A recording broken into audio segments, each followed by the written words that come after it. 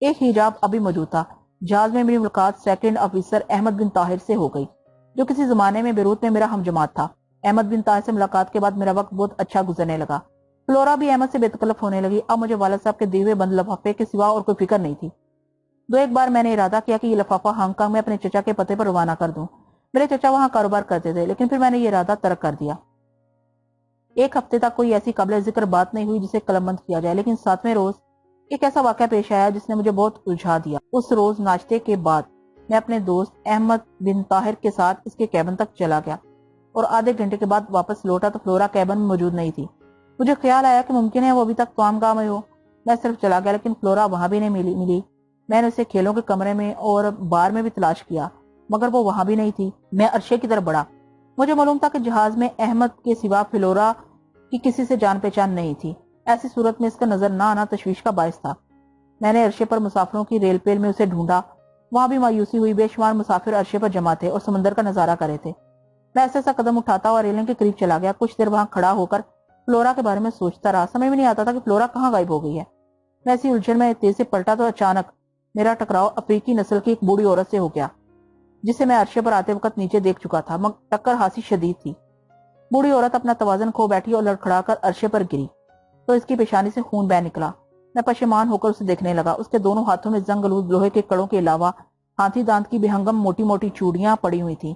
گلے میں 8-10 مالائیں جھول رہی تھیں، جن میں سے کچھ مالائیں موٹے موٹے پتھروں کی تھیں، ایک دو میں سپیاں پروئی گئی تھیں۔ ایک مالا کسی جانور کی کھوپڑی کی تھی جسے میں نے عرشے پر آتے ہوئے وقت خاص طور سے دیکھا تھا۔ وہ اپنی خون آلود پیشانی پہنچتی ہوئی اٹھی۔ اس کی آنکھوں میں سخت غصے کی کیفیت تھی۔ وہ بید مجنوں کی طرح لرز رہی تھی۔ حقارت، نفرت و انتقام کا جذبہ اس کی آنکھوں میں اونت کر آیا۔ نظروں میں کچھ ایسا جادو تھا کہ مجھے جھجھری آ گئی۔ میں نے افریقہ کے کالے جادو اور پراسرار دیوی دیوتاؤں کے بارے میں بہت کچھ سن رکھا تھا۔ مجھے افریقی زبان پر عبور نہیں تھا، لیکن ٹوٹی پھوٹی بول لیا کرتا تھا۔ چنانچہ میں نے عورت سے معذرت کرتے ہوئے کہا، ماما عاشوری کا مقدس ماں، میں معافی کا خواستگار ہوں۔ اس کی آنکھوں کی پتلیاں پھیل گئی تھیں اور شکل بھیانک ہو گئی تھی۔ وہ مجھے کسی ڈائن اور چڑیل کے روپ میں نظر آئی۔ وہ ایسی لگ رہی تھی جیسے کوئی پراسرار ساحرہ ہو۔ مجھے افریقی زبان بولتے دیکھ کر وہ ایک پل کے لیے چونکی، پھر اس طرح اپنا برا سا منہ بنا کر غصے سے عرشے پر تھوکا اور غضبناک نظروں سے مجھے گھورتے ہوئے بولی، تو مجرم ہے، تو نے میری روح زخمی کی ہے، دیوتا تجھے برباد کریں گے۔ اس سے پہلے کہ میں کوئی جواب دیتا، بوڑھی ساحرہ نے گردن جھکا کر اپنے گلے کی وہ مالا دیکھی جس میں جانور کی مختصر سی کھوپڑی ٹوٹی ہوئی حالت میں موجود تھی۔ میں نے بوڑھی ساحرہ کو سرتپا لرزتے دیکھا۔ اس کی شعلہ بار نگاہوں سے آنسو بہہ نکلے۔ وہ دزیدہ نظروں سے ٹوٹی ہوئی کھوپڑی کی طرف دیکھتی رہی، پھر دوبارہ سے مجھے خوفناک آنکھوں سے دیکھ کر دونوں ہاتھ فضا میں بلند کیا اور قہر و غضب کے لہجے میں بولی، تابوشی گاما جارا کاکا اورا، تو نفرت کے قابل ہے، تو نے عظیم جارا کاکا کی مقدس کھوپڑی کی بے حرمتی کی ہے۔ اب آسمان کی نحوستیں تیرا مقدر بنیں گی، دیوتا تجھے برباد کر دیں گے۔ جارا کاکا کا نام سن کر میں حیرت سے اس لرزتی ہوئی بڑھیا اس کی مالا کی طرف گھورنے لگا۔ مالا میں ٹوٹی ہوئی کھوپڑی جھول رہی تھی۔ مجھے جارا کاکا کے بارے میں معلوم تھا۔ افریقہ کے گھنے اور ناقابل تسخیر جنگلوں میں پائے جانے والے آدم خور نیولوں کی نسل میں سب سے افضل اور قابل پرستش دیوتا سمجھا جاتا تھا۔ پسماندہ اور ضعیف الاعتقاد جنگلیوں کا عقیدہ تھا کہ جس شخص کے پاس جارا کاکا کی کھوپڑی ہو وہ دنیا کے ہر جادو سے محفوظ رہتا ہے، اور مقدس جارا کاکا کی کھوپڑی اس شخص کو نعمتوں سے مالا مال کرتی رہتی ہے۔ کچھ دیر تک میں تعجب خیز نظروں سے وہ ٹوٹی ہوئی بہنگم کھوپڑی تکتا رہا۔ پھر میں نے معذرت طلب لہجے میں کہا، ماما عاشوریکا لی گو اشرفی، مقدس ماں، میں معافی کا خواستگار ہوں۔ میں نے تمہیں دیدہ دانستہ تکلیف نہیں دی ہے۔ ابیش ویکو بالورا، خاموش خاموش، مقدس دیوتا مجھے بلا رہے ہیں، بوڑھی ساحرہ نے سرتپا کانپتے ہوئے کہا۔ پھر وہ برق رفتاری سے بھاگتی ہوئی ریلنگ کے قریب گئی اور دوسرے ہی لمحے اس نے سمندر میں چھلانگ لگا دی۔ سب کچھ اتنی تیزی اور جلدی سے ہوا کہ میری آنکھوں میں سوزش ہونے لگی۔ میرے نزدیک مختلف رنگ و نسل کے بہت سے مسافر کھڑے تھے، وہ سب ہکا بکا رہ گئے۔ بڑھیا کے سنگین اقدام سے ہر طرف سنسنی دوڑ گئی۔ پھر جہاز کے افسروں نے آ کر معاملے کی چھان بین کی اور ضروری خانہ پوری کے بعد معاملہ رفع دفع کر دیا۔ میں بوجھل قدم اٹھاتا ہوا عرشے سے نیچے اتر آیا، اپنے کیبن کی سمت جانے لگا۔ لورا کی گمشدگی اور بوڑھی ساحرہ کی پرسرار موت نے ہی جان برپا کر دیا تھا۔ بوائلر کے قریب سے گزر کر میں فرسٹ کلاس کے کیبن کی طرف جانے والی سیڑھیاں چڑھ رہا تھا کہ میری نظر مان دوسرے درجے کے کیبنوں کی سمت اٹھ گئی اور میں ٹھٹک کر رک گیا۔ ہرچند کے فلورا کا نصف چہرہ ایک کیبن کی آڑ میں تھا، تاہم وہ فلورا تھی۔ وہ اس وقت ایک وسطی قد اور گھٹے ہوئے جسم کے مرد سے گفتگو میں مصروف تھی۔ شکل و صورت کے اعتبار سے وہ شخص امریکی نژاد معلوم ہوتا تھا۔ فلورا کے ساتھ اس کے انداز تخاطب سے معلوم ہوتا تھا جیسے اسے فلورا پر کوئی برتری حاصل ہے۔ میرا خون تیز سے گردش کرنے لگا۔ یہ کون شخص ہے؟ اور فلورا इस राजदारी से इससे क्यों बातें कर रही है? फ्लोरा तो और मम्मा बनती जा रही थी। मैं दूसरे दर्जे के इस हिस्से की सीमा जाने का इरादा किया ही था कि वो पुस्तक आदमी फ्लोरा से कुछ कहकर दूसरी सीमा चला गया और फ्लोरा अपने कैबिन की तरफ बढ़ने लगी। इसके चेहरे पर फिक्रमंदी के तासुरात नुमाया थे। वो अपने ख्यालात में इस कदर मुनहकम थी कि इसने मुझे भी नहीं देखा, मेरे करीब से गुजरती हुई कैबिन में चली गई। मेरे जी में आया कि मुझे फ्लोरा से खुलकर बात कर लेनी चाहिए और इस पुस्तक शख्स के बारे में से बात करनी चाहिए, लेकिन फिर सोचकर मैंने मेरा इरादा बदल दिया। अपनी जज्बाती कशाकश दूर करने के लिए और बूढ़ी सहारा की मौत का होल ज़हन से झड़क देने के इरादे से मैं जहाज के बाररूम की तरफ चला गया। पहले ही घूर ने अपना असर दिखाया, मगर कुछ देर के बाद मैं कदरे मामूल पर आ गया। फिर मुझ पर सुरूर तारी हो गया। मैं बिल अदा करने के बाद बार रूम से बाहर निकल आया। इस अरसे में सुकून के साथ मैंने बहुत सोचा, फ्लोरा की शख्सियत के बारे में छानबीन करने का तहिया कर लिया। उस पुस्तक शख्स को फ्लोरा से गुफ्तगू करते देखकर फ्लोरा के मुतल्लिक मेरे एहसास जमाल पर चोट सी लगी। तमाम लताफतें तासुर खोती जा रही थी। फ्लोरा मुझे एक बिल्कुल आम लड़की की सूरत में नजर आई। मैंने इरादा कर लिया कि हुस्न के समंदर से तशना का लौटा हिमाकत है।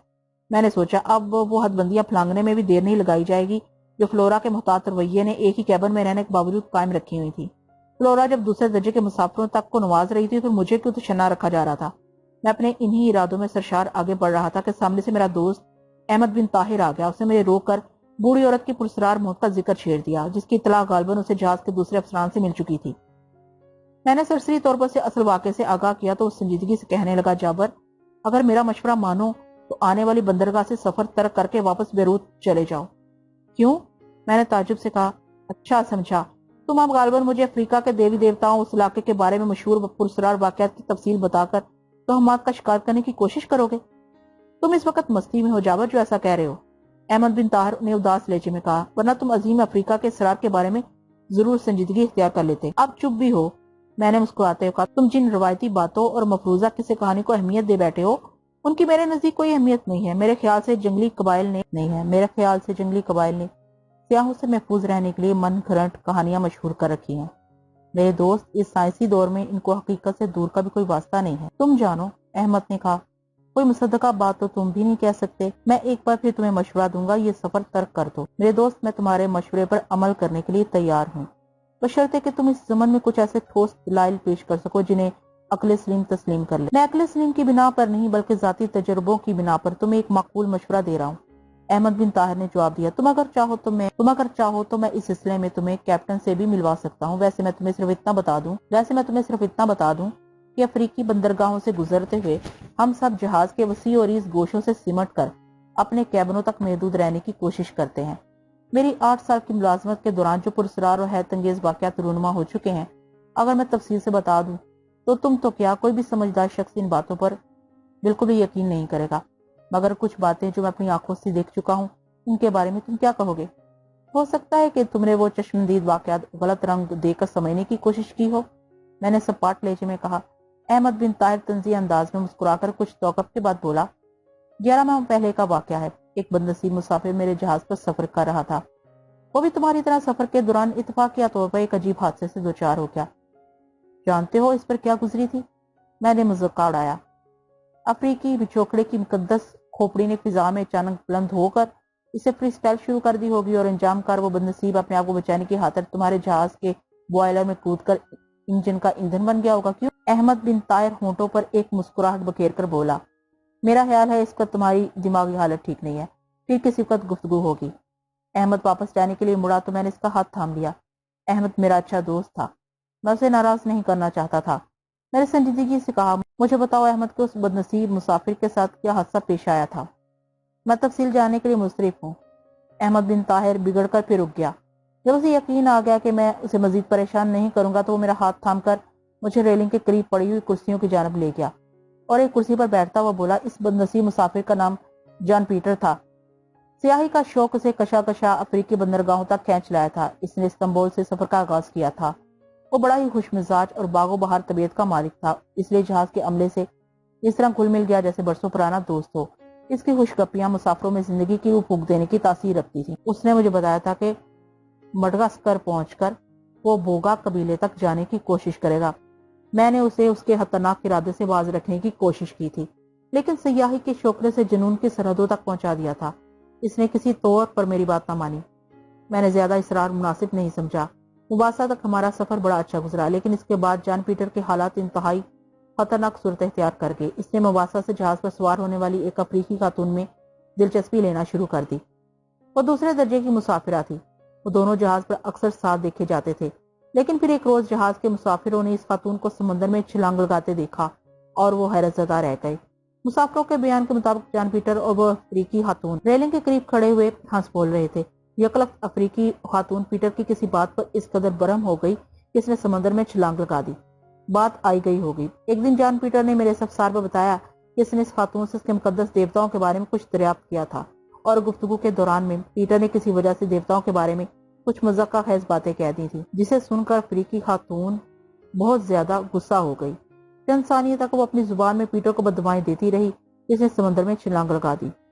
کیپٹن نے پیٹر کی زبان سے یہ واقعہ سنا تو اسے مشورہ دیا کہ وہ اگلی بندرگاہ سے سفر ترک کر کے واپس وطن لوٹ جائے، لیکن افسوس پیٹر نے یہ بات نہیں مانی تھی۔ احمد بن طاہر ایک لمحے کے لیے رکا، اس کے بعد بولا، جانتے ہو پھر کیا ہوا؟ بعد میں پیٹر پر جو گزری اس کا اندھوناک تاثر ابھی تک جہاز کے لوگوں کے دلوں پر باقی ہے۔ یہ بات اگر کسی اور شخص کی زبانی معلوم ہوئی ہوتی تو شاید میں بھی اس پر یقین نہ کرتا، لیکن جو کچھ ہوا وہ میری نظروں کے سامنے میری موجودگی میں ہوا۔ دوسروں کے اس روز ہمارا جہاز مڈغاسکر اور موزمبیق کے درمیان کھلے سمندر سے گزر رہا تھا۔ پیٹر اور میں عرشے پر بیٹھے باتیں کر رہے تھے۔ صبح کا وقت تھا، مطلع صاف اور خوشگوار تھا۔ پھر اچانک جیسے ایک طوفان آ گیا، جہاز موجوں کے زیر و بم پر ڈولنے لگا، فضا سیاہی میل دھول سے دھندلانے لگی۔ مجھے حیرت تھی کہ کھلے سمندر میں یہ سیاہ دھول کہاں سے آ گئی۔ پیٹر نے بڑی لاپرواہی سے کہا، طوفان کے آثار نظر آ رہے ہیں، کیبن میں چلنا چاہیے۔ طوفان کے آثار نظر آ رہے ہیں، کیبن میں چلنا چاہیے۔ پھر ہم دونوں کرسیوں سے اٹھے ہی تھے کہ یکلخت پیٹر نے ایک کربناک چیخ ماری اور عرشے پر گر کر اس بری طرح ہاتھ پاؤں مارنے لگا جیسے کوئی غیر مرئی قوت اس کا گلا دبا رہی ہو۔ اس کی آنکھیں حلقوں سے ابری پڑ رہی تھی۔ میں نے جہاز کے ڈاکٹر کو بلانے کے لیے جانا چاہا، لیکن نہ جانے کیوں اپنی جگہ سے جنبش تک نہ کر سکا۔ میری نگاہیں پیٹر پر مرکوز تھیں۔ وہ ایک ماہی بے آب کی طرح ہاتھ پاؤں مار رہا تھا۔ اس کے بعد جو کچھ ہوا وہ ناقابل یقین ہے۔ پیٹر کے جسم کی رنگت بڑی تیز سے سیاہی مائل ہونے لگی اور وہ صرف 2 منٹ میں مکمل طور پر سیاہ ہو گیا۔ میں حیرت زدہ کھڑا ہوا سب کچھ دیکھتا رہا جب پیٹر کے جسم پر آبلے نمودار ہونے شروع ہوئے۔ سیاہ دھوئے نے اسے لپیٹے میں لے رکھا تھا۔ پیٹر موت اور زیست کی کربناک کشمکش سے دوچار تھا۔ عملے کے کچھ اور افسران بھی آگے تھے، لیکن ان میں سے کوئی بھی اس کے قریب جانے کی ہمت نہ کر سکا۔ پیٹر سب کی نظروں کے سامنے تڑپ تڑپ کر سرد ہو گیا۔ اس کی موت کے ساتھ ہی ہواؤں کے جھکڑ یک بیک ختم ہو گئے۔ موجوں کا تلاطم جاتا رہا، فضا کا رنگ دوبارہ نکھر آیا، لیکن ہم میں سے ہر ایک شخص دوسرے کو استجابیہ انداز میں وضاحت طلب نظروں سے دیکھ رہا تھا۔ میں نے جب ہوش سنبھلنے کے بعد پورا واقعہ تفصیل سے بیان کیا تو عملے کے افراد دہشت زدہ ہو کر فوراً پیٹر کی لاش سے دور ہو گئے، جیسے وہ بھوت بن کر ان پر جھپٹ پڑے گا۔ یہ خبر مسافروں تک پہنچی تو پورے جہاز میں سراسیمگی کا عالم طاری ہو گیا۔ کپتان کو یہ حالت ختم کرنے کے لیے جبرن قہرن خود یہ کام انجام دینا پڑا۔ بعد میں 2 روز تک کیپٹن کو شدید بخار رہا، اس کے بعد اس کی طبیعت ٹھیک ہو گئی۔ احمد بن طاہر نے ایک ٹھنڈی سانس لے بولا، میرے دوست تمہیں یہ سن کر تعجب ہوگا کہ کپتان نے جب جہاز کے عملے سے طوفان کے بارے میں دریافت کیا تو اسے کوئی خاطر خواہ جواب نہ مل سکا۔ طوفان ریکارڈ کرنے والا آلہ بھی بیکار ہو چکا تھا۔ میں احمد بن طاہر کی باتیں دلچسپی سے سن رہا تھا۔ کھلی ہوا میں بیٹھنے کی وجہ سے میرا نشہ بڑھتا جا رہا تھا۔ میں نے احمد بن طاہر کی بیان کردہ کہانی کو کوئی اہمیت نہیں دی۔ اسے ٹالنے کے لیے میں نے سنجیدہ ہو کر کہا، میں تمہارا شکر گزار ہوں میرے عزیز دوست، تم نے مجھے جس نیک مشورے سے نوازا ہے بس سنجیدگی سے غور کروں گا۔ احمد سے مسافہ کر کے میں اپنے کیبن کی طرف جانے لگا۔ میرے ذہن میں اب صرف فلورا تھی، جسے کچھ دیر بیشتر میں نے ایک پستاگت امریکی سے رزدرانہ انداز میں گفتگو کرتے دیکھا تھا۔ میں کیبن میں داخل ہوا، فلورا لباس تبدیل کر چکی تھی اور بستر پر نیند دراز ہو کر ایک رسالے کی ورق گردانی کر رہی تھی۔ میں آنکھیں ملنے لگا۔ فلورا نے مجھے اپنی طرف رخ کر کے اس طرح آنکھیں ملتے دیکھا تو رسالہ رکھ کر مسکراتی ہوئی اٹھ گئی اور شکایت بھرے لہجے میں بولی، جابر، اگر مجھے علم ہوتا کہ اس جہاز پر تمہارا کوئی جگری دوست مل جائے گا تو میں یقیناً کسی دوسرے جہاز پر سفر کرنے کو ترجیح دیتی۔ کتنی دیر لگا دی تم نے احمد کے پاس؟ کچھ پرانی باتیں چھڑ گئی تھی فلورا، میں نے سرشاری سے جواب دیا۔ ویسے آج احمد نے مجھے خاص طور پر رائے کے اثر انگیز مشروب سے نوازا ہے، تم نے مجھے کیوں نظر انداز کر دیا؟ فلورا نے شکایتی انداز میں کہا، ایسے موقع پر تمہیں یاد کیوں نہیں آئی؟ میرا دل چاہا کہ اس فریب مجسم سے یہ کہوں کہ تم اب میری نظروں سے گر چکی ہو۔ اسے بتا دو کہ میری آنکھیں اسے ایک رقیب کے ساتھ دیکھ چکی ہیں، لیکن اس جلد بازی سے میں اس کے حسن جہاں سو سے لطف اٹھانے کا موقع کھو دیتا۔ میں نے خوبصورتی سے بات بناتے ہوئے کہا، فلورا، کئی بار جی چاہا اٹھوں اور تمہیں یہاں سے لے چلوں، لیکن میں نے جان بوجھ کر ایسا نہیں کیا۔ کسی اور کے ساتھ تمہیں گفتگو کرتے دیکھ کر نہ جانے کیوں میرا خون کھولنے لگتا ہے۔ اوہ، فلورا مانی خیز لہجے میں بولی، تم بڑے خود غرض ہو، مجھ پر صرف اپنا تسلط جمانا چاہتے ہو، تمہیں کوئی اعتراض ہے؟ میں نے مقبول نظروں سے فلورا کو دیکھتے ہوئے پوچھا تو وہ مسکرا کر دوبارہ بستر پر بیٹھ گئی۔ میں نے جسارت کی اس کے قریب جا کر بیٹھتے ہوئے کہا، تم تو میرا خواب ہو، تم میری منزل ہو۔ جاوید، تم نے مجھے بہت متاثر کیا ہے۔ ربن سے واپس آ جانے دو، مجھے کچھ اور سنبھلنے اور سوچنے کا موقع دو۔ میں تمہیں مایوس نہیں کروں گی، میرا وعدہ ہے۔ اور پھر میں نے دوستی کی حدود پھلانگنے کی کوشش نہیں کی۔ میں نے اس سے یہ بھی نہیں پوچھا کہ وہ واپسی کے سفر کا بہانہ کر کے میرے جذبات بڑے ظالمانہ انداز میں رد کر رہی ہے۔ اس کی جادو بھری اداؤں نے مجھے مدہوش کر دیا، اور میں یہ بھی بھول گیا کہ میں نے کچھ دیر پہلے فلورا کو ایک امریکی مسافر کے ساتھ دیکھا تھا۔ میں اس بڑی اور پسراج ساحرہ کو بھی بھول گیا جس نے جارا کاکا کی مقدس کھوپڑی کی بے حرمتی کے باعث اپنی زندگی قربان کر دی تھی۔ 2 دن خاموشی سے گزر گئے۔ احمد بن طاہر نے ایک بار پھر مجھے اس امر کو اکسانے کی کوشش کی کہ میں اپنا سفر ترک کر دوں، لیکن میں نے خوش اخلاقی سے اسے ٹال دیا۔ میں نے اس پستہ امریکی کے بارے میں تفتیش کی تو معلوم ہوا کہ وہ بھی بیروت ہی کی بندرگاہ سے جہاز پر سوار ہوا ہے، لیکن اس کی منزل ڈربن کے بجائے جوہانسبرگ تھی۔ میں ان دنوں میں سائے کی طرح فلورا کے پیچھے لگا رہا، لیکن اس پستہ امریکی سے دوبارہ ملنے کی کوشش نہیں کی۔ ایک دو بار عرشے پر شام کے وقت فلورا اور اس امریکی کا آمنا سامنا بھی ہوا، لیکن دونوں نے ایک دوسرے پر کوئی توجہ نہ دی۔ مجھے مجبوراً اپنی رائے تبدیل کرنا پڑی۔ میں نے یہ سوچ کر اپنے آپ کو مطمئن کر لیا کہ اس روز بوڑھی افریقی ساحرہ کی دردناک موت کی وجہ سے میں الجھا ہوا تھا، اس لیے ممکن ہے میں نے جو کچھ محسوس کیا اور سوچا وہ غلط ہو سکتا ہے، کہ فلورا اس پستہ امریکی کی ملاقات کسی غلط فہمی یا اندازے کی غلطی کی وجہ سے سرسری طور پر اتفاقیہ ہو گئی ہو۔ فلورا کی جانب سے میرے دل میں جو شکوک پیدا ہوئے تھے وہ کچھ مٹنے لگے۔ اگر وہ اس پستہ امریکی سے واقف ہوتی تو اسے دوبارہ ملنے کی کوشش ضرور کرتی، یا آمنا سامنا ہونے پر اس سے کوئی نہ کوئی اضطراری حرکت ایسی ضرور سرزد ہوتی جو میرے شبے کی تصدیق کا باعث بن سکتی، لیکن ایسا بھی نہیں ہوا تھا۔ میں تیسرے دن دوپہر کے وقت فلورا کے ساتھ توام گاہ سے اپنے کیبن کی طرف جا رہا تھا کہ احمد بن طاہر سے مٹبھیڑ ہو گئی۔ میں کترا کر نکل جانا چاہتا تھا، لیکن احمد نے مجھے آواز دی تو مجبوراً مجھے اس سے ملنا پڑا۔ جابر، احمد بن طاہر کے لہجے میں خوف شامل تھا، آج شام تک ہمارا جہاز مڈغاسکر اور موزمبیق کے درمیان کھلے سمندر میں داخل ہو جائے گا۔ میں نے احمد کی بات سن کر طنز و استحضاء سے اسے گھورا۔ اور اب یقیناً تم یہ کہنا چاہتے ہو کہ تاریخ اپنے آپ کو پھر دہرائے گی؟ کیوں؟ احتیاط کوئی بری چیز نہیں ہے میرے دوست، احمد واقعی سہما ہوا تھا۔ تم نے میرا مشورہ نہ مانا، ٹھیک کیا، تمہاری مرضی۔ بہرحال اب وقت گزر چکا ہے۔ اب میری عاجزانہ درخواست ہے کہ تم کل صبح سے پہلے اپنے کیبن سے باہر نہ نکلنا۔ بہت خوب، گویا تمہارا خیال ہے کہ جادو بھی اندھا ہوتا ہے جو مجھے بند کیبن میں بھی نہ دیکھ سکے گا، میں نے ذہن ہند سے کہا۔ احمد فکر مند ہو کر بولا، خدا کے لیے سنجیدگی اختیار کرو جابر، سنو، مجھے یقین ہے اس بوڑھی افریقی جادوگرنی کی موت رنگ لا کر رہے گی۔ میں ضعیف الاعتقاد آدمی نہیں ہوں، لیکن بہت سے چشمدید واقعات اور ذاتی تجربوں نے مجھے محتاط رہنا سکھا دیا ہے۔ فکر نہ کرو دوست، اگر جارا کی مقدس کھوپڑی نے اپنی بے حرمتی کا انتقام لینا چاہا تو اس کا نشانہ صرف میں بنوں گا۔ تم اور تمہارا عملہ اور جہاز کے مسافر اس سے محفوظ رہیں گے۔ اور ہاں، میں ایک آخری خواہش کا اظہار تم سے ضرور کروں گا۔ میری لاش سمندر میں پھینکنے کا ناخوشگوار کام اگر تم انجام دے سکو تو میری روح تمہاری شکر گزار ہوگی۔ احمد بن طاہر کچھ اور کہنا چاہتا تھا، لیکن میں نے فلورا کا بازو تھاما اور احمد کو پچکارتا ہوا آگے بڑھ گیا۔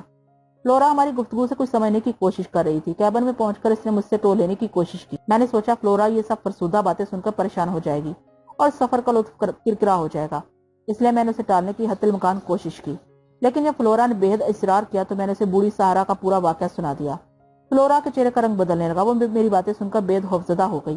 اس کا سرخ چہرہ زرد پڑ گیا۔ یہ دیکھ کر میں نے لاپرواہی سے کہا، یہ سب باتیں محض بکواس ہیں جانے من، تم تو آکسفورڈ میں پڑھی ہو۔ ایک نیولے کی بے جان کھوپڑی اور کسی ذی ہوش انسان کا گلا، ان میں کیا نسبت ہے؟ مقدس مریم تمہاری امین رہے، فلورا نے خوفزدہ لہجے میں کہا۔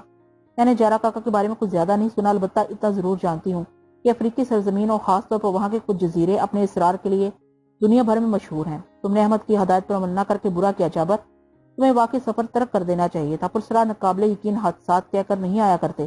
افریقی طلسمات اور وہاں کے جادوگر اور جادوگرنیاں دنیا والوں کے لیے ابھی تک ایک نہ حل ہونے والا معمہ بنے ہوئے ہیں۔ ختم کرو فلورا، مجھے اس پر سخت نیند آ رہی ہے، میں نے جماہی لیتے ہوئے کہا۔ تم بھی آرام کرو۔ میں نے بستر پر دراز ہو کر آنکھیں بند کر لی۔ مجھے احمد بن طاہر پر دل میں بے حد تاؤ آ رہا تھا۔ اس نے فلورا کے سامنے بوڑھی سہارا کی موت کا ذکر چھیڑ کر میری طبیعت مگدر کر دی تھی۔ میں آنکھیں بند کیے لیٹا رہا، نہ جانے کس وقت میری آنکھ لگ گئی۔